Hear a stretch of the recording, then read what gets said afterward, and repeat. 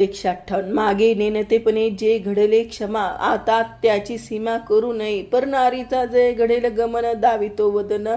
जननरी ते उपदेशावरी मन नाही हाती त्या आम्हा पुरती पाहू नये तुका मने साक्षी असो द्यावे मन घातली ते आन पाळावया अर्थ बंधूंनो तुमच्याकडून परनारी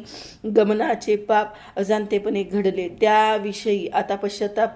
होऊन तुम्ही भक्ती मार्गाकडे वळत असाल तर तुम्हाला या अपराधाविषयी पांडुरंगाने क्षमा केली त्याच्या कृपेची जाणीव करून देतो आता तुम्हाला मर्यादा घालून देतो की पुन्हा असे न घडावे असे घडले तर मातृसंग केल्याचा दोष